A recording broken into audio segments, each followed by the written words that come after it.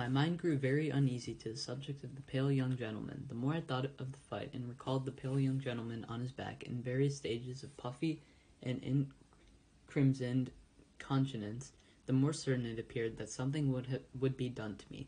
I felt that the pale young gentleman's blood was on my head, and that the law would avenge it.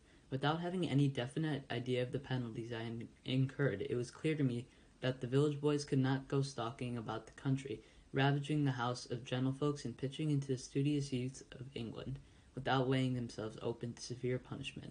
For some days I even kept close to home, and looked at the kitchen door with the greatest caution and trepidation before going on an errand, lest the officers of the country jail would pounce upon me.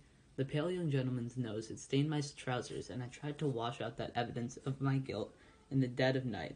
I had cut my knuckles against the pale young gentleman's teeth, and I twisted my imagination into 1,000 tangles as I devised incredible ways of accounting for that damnatory circumstance where I should be haled before the judges. When the day came round for my return to the scene of the deed of violence, my terrors reached their height.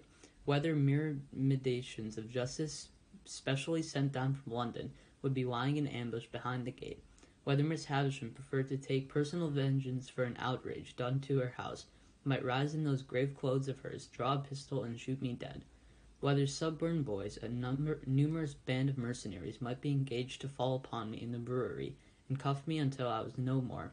It was high testimony to my confidence in the spirit of the pale young gentleman that I never imagined him accessory to these revelations. They always came into my mind as the acts of injustice relatives of his, jaded on by the slit of his visage and an indignant sympathy with his family features. However, go to Miss Havisham's I must, and go I did.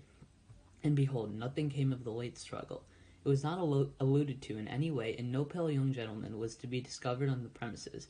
I found the same gate open, and I explored the garden and even looked in the windows of the detached house, but my view was suddenly stopped by the closed shutters within, and all was lifeless.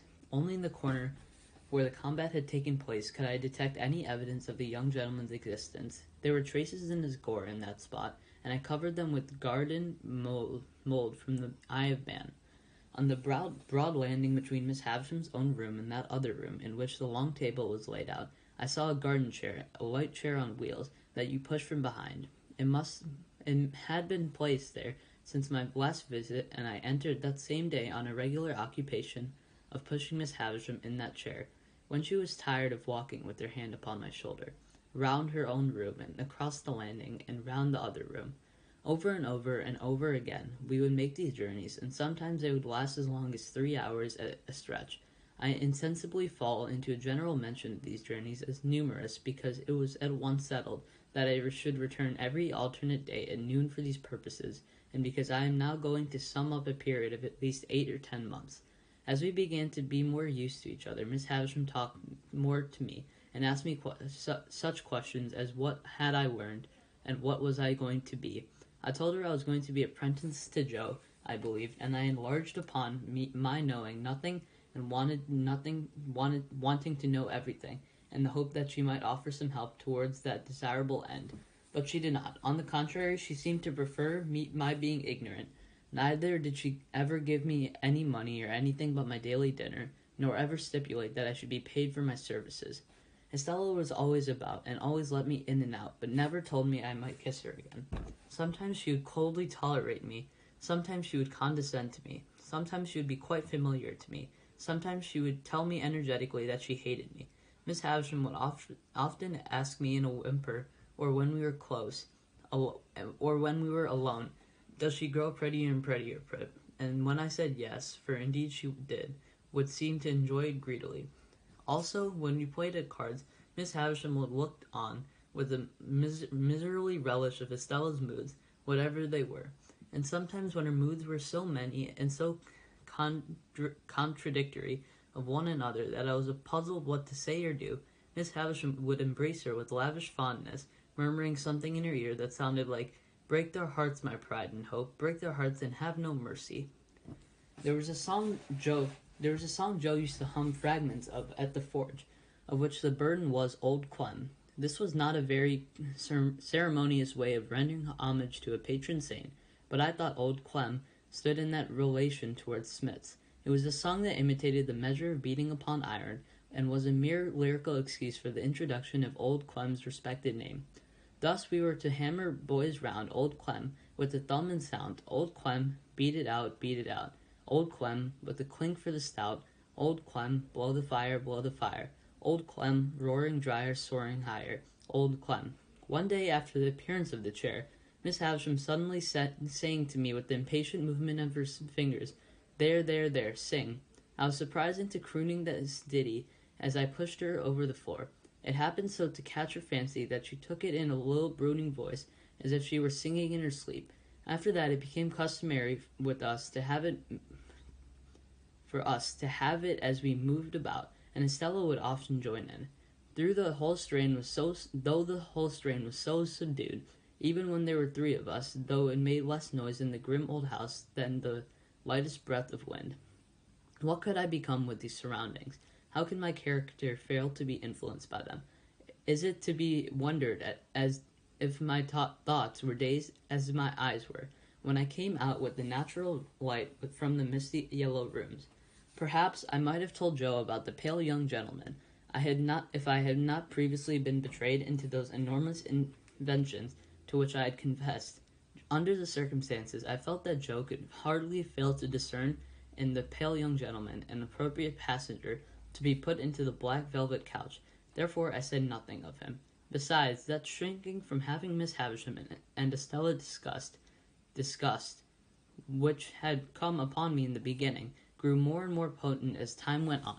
I reposed complete confidence in no one but Biddy, but I told poor Biddy everything, why it came natural to me to do so, and why Biddy had a deep concern in everything.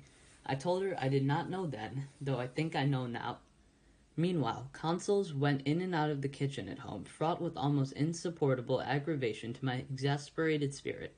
That ass, Pumblechook, used often to come over of a night for the purpose of discussing my prospects with my sister, and I really do believe, to this hour, less penitence than I ought to feel, that if these hands could have been taken a linchpin out of the chaise cart, they would have done it.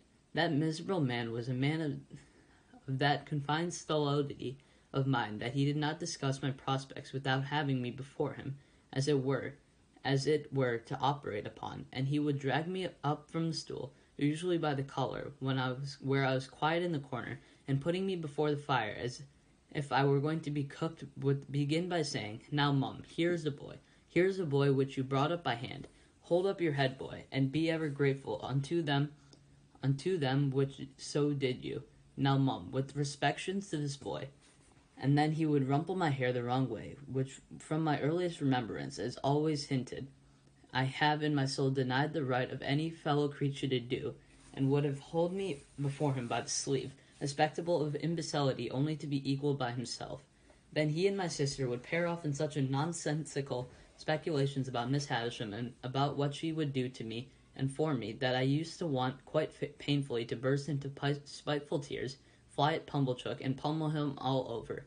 In these dialogues, my sister spoke to me as if she were morally wrenched one of my teeth out at every reference, while Pumblechook himself, self-constituted my patron, would sit supervising me with the depreciatory eye, like the architect of my fortunes, who thought himself engaged in a very unremunerative job. In these discussions, Joe bore no part, but he was often talked at while they were in progress, by reason of Miss Joe's perceiving that he was not favorable to my being taken from the forge.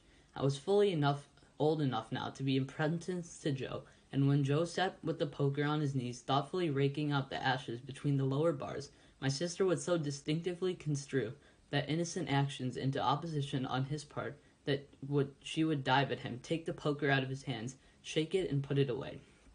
There was a most irritating end to every one of these debates. All in a moment, with nothing to lead up to it, my sister would stop herself in a yawn, and catching sight of me, as if it were incidentally, would swoop upon me with, "Come, there's enough of you. You get along to bed.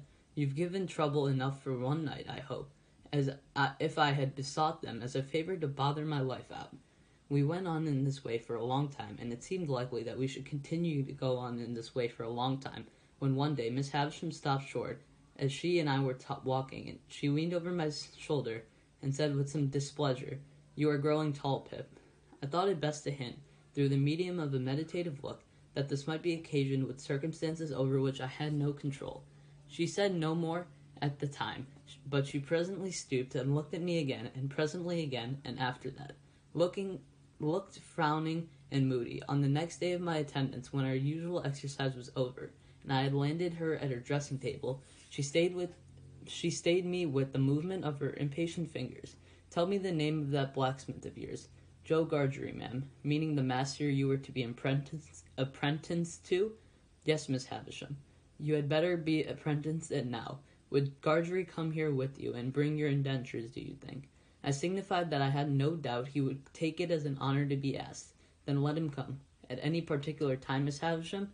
There, I know nothing about times. Let him come soon, and come along with you. When I got home at night and delivered the message for Joe, my sister went on the rampage in a more alarming degree than at any previous period. She asked me and Joe whether we supposed she was doormats under our feet, and how we dared to use her so, and what company we graciously thought she was fit for. When she had exhausted a torrent of such inquiries, she threw a candlestick at Joe, burst into a loud sobbing, got out the dustpan, which was always a very bad sign, put on her coarse apron, and began cleaning up the terrible extent. Not satisfied with the dry cleaning, she took to the pail and scrubbing brush, and cleaned us out of the house and home, so that we stood shivering in the backyard. It was 10 o'clock at night before we ventured to creep in again, and then she asked Joe why he hadn't married a negress slave at once. Joe offered no answer, poor fellow, but stood feeling his whisker and looking dejectedly at me, as if he had thought it really might have been a better speculation.